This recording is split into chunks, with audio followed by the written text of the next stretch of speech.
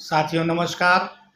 मैं प्रवीण सिन्हा दिव्यांगम चैनल पर आप लोगों के बीच में इस वक्त काफ़ी अंतराल के बाद आ रहा हूं। साथियों, कुछ स्वास्थ्य संबंधित समस्या थी, इसलिए हमारा और आपका जो एक निश्चित अंतराल के बाद एक जुड़ाव निश्चित है, मिलाप निश्चित है, वो इस बार थोड़ा सा लंबा हो गया। ईश्वर से कामना है कि ये अंतराल अब लंबा ना हो और मैं आपसे नियमित समय पर रूबरू होता रहूं। साथियों, अभी हम लोगों ने आज जिस समय मैं ये वीडियो शूट कर रहा हूँ, आज तारीख है 4 अगस्त सन 2025। हम लोगों ने बीते हुए कल यानी 3 अगस्त को अगस्त माह के पहले रविवार को एक विश्व मित्रता दिवस मनाया।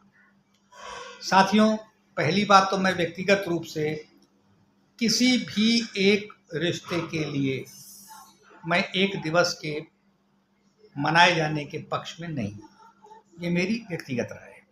लेकिन फिर भी अगर हम विश्व मित्रता दिवस मनाते हैं तो उसके भी कुछ एक तरीके होने चाहिए मनाने के, और कुछ एक विशेष कारण होना चाहिए। जैसे हमारे पास अगर हम लोग इतिहास में अपने जाएं और ध्यान दें तो एक दोस्ती थी कृष्ण और सुदामा की, जिसमें कि भगवान कृष्ण ने 2 मुट्ठी चावल खा करके सुदामा को 2 लोकों का स्वामी बना दिया और रुक्मणी के कहने पर तीसरी मुट्ठी रोकी, वरना शायद आज त्रैलोक के स्वामी सुदामा होते। एक दोस्ती वो थी। दूसरी दोस्ती दुर्योधन और कर्ण की थी।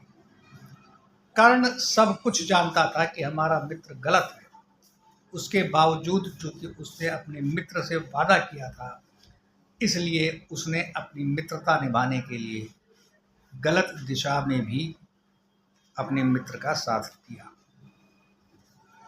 लेकिन साथियों, ये कलयुग है और इस कलयुग में मित्रता के मानक और मित्रता के तरीके एक अलग अलग होते हैं।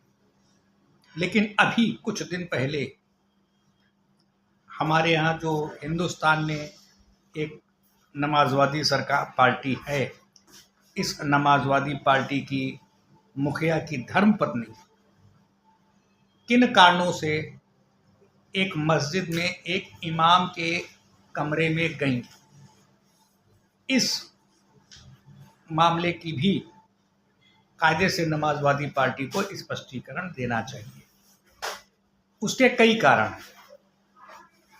इस्लाम धर्म, जो कि अपनी ही धर्म की महिलाओं को मस्जिद में जाने की जल्दी इजाज़त नहीं देता, उस धर्म में आप एक इमाम के कमरे में हिंदू परिधान में बिना सर ढके जाते हैं, उनको इमाम साहब परमिशन क्यों देते हैं, कौन सी गुफ्तगू होती है, इस मामले की उचित जांच होनी चाहिए और इस नमाजवादी सरकार को इस मामले में नमाजवादी पार्टी को, सरकार नहीं, नमाजवादी पार्टी को स्पष्टीकरण दे करके इस मामले को स्पष्ट करना चाहिए। मैं अब जिन शब्दों का इस्तेमाल कर रहा हूँ, मेरे शब्दों को किसी तरह से गलत अर्थों में ना लिया जाए। एक आजकल बहुत ही लोकप्रिय कह लीजिए, प्रचलित कह लीजिए, एक आजकल शब्द प्रयोग किया जाता है लव जिहाद। ये कहीं किसी तरह के जिहाद की शुरुआत तो नहीं की गई कि जिसमें हमारी आदरणीय, हम लोग तो सनातनी हैं, यत्र नारी पूज्यते तत्र देवता रमणते के सिद्धांतों पर हम लोग काम करते हैं। तो जहाँ पर डिम्पल यादव जी गई हैं, वहाँ डिम्पल जी को भी इस बात को स्पष्ट करना चाहिए, एक चीज़। और अगर पार्टी मौन रहना चाहती है तो मैं पार्टी को भी एक आगाह करूँगा, मौन महाभारत काल में भीष्म पितामह रहे थे। परिणाम क्या हुआ? इतना बड़ा महाभारत का युद्ध हुआ था। अगर नमाजवादी पार्टी के लोग मौन हैं तो वो इस बात के लिए तैयार हो जाएं कि किसी भी तरह की कोई उथल पुथल हो सकती है। एक चीज, लेकिन हम सनातनी लोग अपना कर्तव्य, अपना धर्म और अपनी मर्यादा को नहीं छोड़ सकते। याद रखिए, द्रौपदी के केश खुले थे।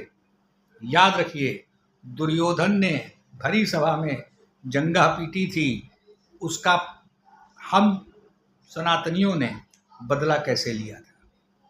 मैं नहीं कहता कि नमाजवादी पार्टी के लोग कुछ करें। मैं ये कहता हूँ कि इस मामले में आरएसएस को भी पहल करनी चाहिए और उसको इमाम साहब से ये बात पूछनी चाहिए। हम लोग हिंदू लोग हैं, हमको अपनी बहू बेटियों की मर्यादा और सम्मान का पूरा ख्याल रखना है। हम लोगों को कोई एक्शन लेकर के दबाव बनाना चाहिए पार्टी पर, ताकि ये बात स्पष्ट हो सके कि आखिर कौन से एजेंडे पर हम लोगों ने कार्यवाही के चलते ये महिला गई और इनको ही परमिशन क्यों मिली। जिस धर्म में बेटियों को दुख्तर कहा जाता हो, दुख देने वाली, जिस धर्म में बेटियों को उपभोग की वस्तु माना जाता हो, जिस धर्म में एक महिला के सामने खड़े किसी भी पुरुष की कोई भी रिश्ता निर्धारित नहीं है, चाचा, काका, मामा, दादा, नाना, कोई भी हो, वो कब रिश्ता पलट ले, उस धर्म में अगर कोई जाता है तो उसको इस मामले में स्पष्टीकरण देना चाहिए। ये मेरी दिव्यांगम चैनल के माध्यम से प्रवीण सिन्हा की एक मांग है और मैं चाहता हूँ कि सरकार भी मेरा सहयोग करे कि इस मामले की जांच कैसे की जाए, कैसे डिम्पल जी से बात पता की जाए। डिम्पल जी अगर भीष्म पितामह की तरह मौन हैं तो इमाम साहब से भी इस मामले में जांच पड़ताल होनी चाहिए। इन्हीं शब्दों के साथ, इस उम्मीद के साथ कि जब अगले एपिसोड में आपसे रूबरू होऊंगा, तब तक इस प्रश्न का उत्तर सार्वजनिक रूप से अखबारों में आ जाएगा। तब तक के लिए हम सभी लोगों की तरफ से, दिव्यांगम चैनल की तरफ से, प्रवीण सिन्हा की तरफ से, इस जाते हुए भोलेनाथ के एक विशेष माह को, आज सावन का आखिरी सोमवार है, इसकी मुबारकबाद के साथ साथ आने वाले रक्षाबंधन के त्यौहार पर हम दिव्यांगम चैनल की तरफ से आप सभी लोगों के साथ खुशी मनाते हैं, बांटते हैं और आप सभी लोगों को शुभकामनाएं देते हैं। तब तक के लिए राम राम।